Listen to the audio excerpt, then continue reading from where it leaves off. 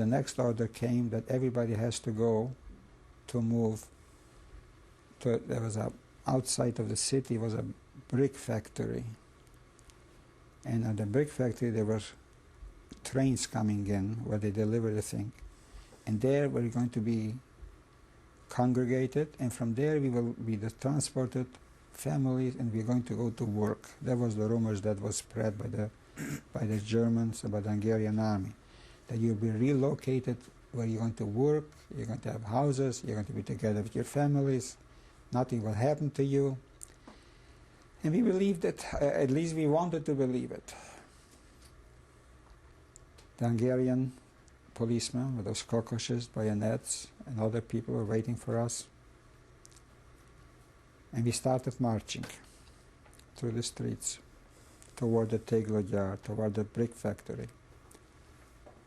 On the way, the population gathered,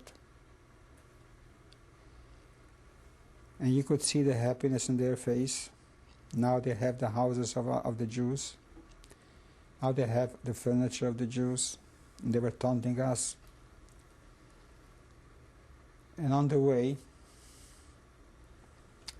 we got hit. If somebody got stopped by the police, kicked, spat at, cursed. I remember the look at my mother. Each time she only wanted to absorb. She wished that any stick that fell on her children should fall on her. She always put herself out. She should get the beating instead of us. We marched with our great-grandfather. Can you imagine? An 86-year-old man.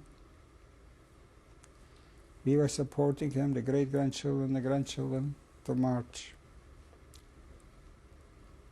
We knew that the next day is our turn. Our house, part of our yard and our house was the ghetto, one of the ghettos, and we had, I don't know how many people living there. And we knew the night before that they are coming. So my mother collected us, my grandfather, my grandmother, my dad, my aunt, the one that lives in London now, my sister and I. All the others were in labor camps.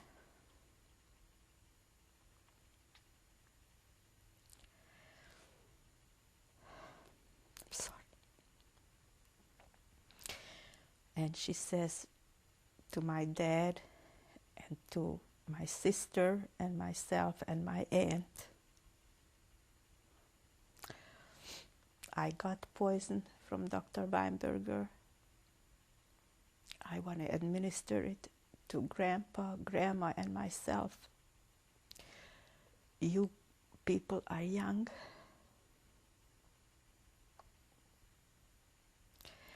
Healthy and strong, and you'll be able to live through whatever there is to live through.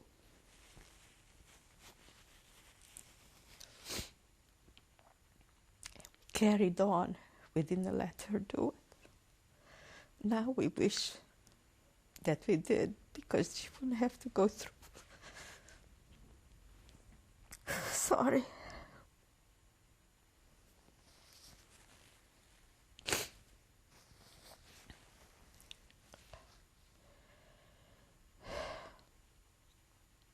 So the next morning came. We were taken. That was the first time we found out what it is to go 5 by 5.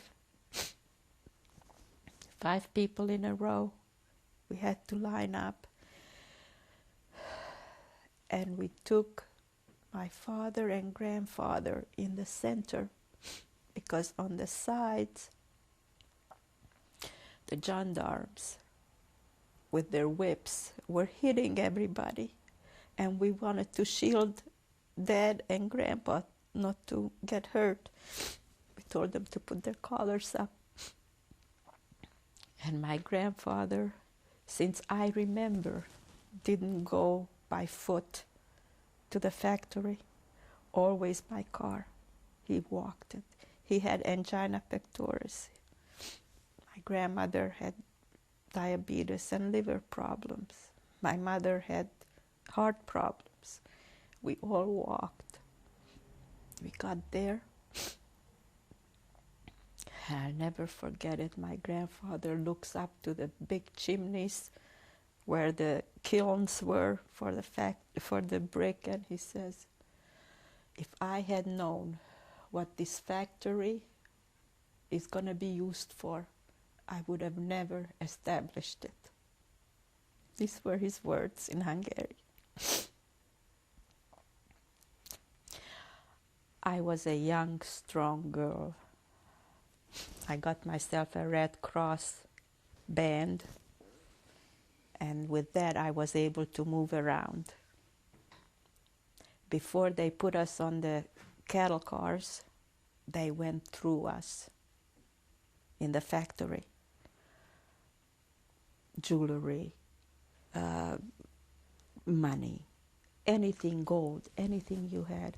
I remember Lou giving me, in those days we got friendship rings. He got half and I got half. I didn't want them to have it. And we had a big lake in the factory. I managed to drop it into the lake. Rather the fish have it than the Germans have it. Finally we got through and we got into these cattle cars. We were 80 people in one of those cattle cars, young and old together. Our family was together. We got 2 barrels, smaller than barrels, for waste, human waste. And we were told to take food for 3 days. But water was not enough. So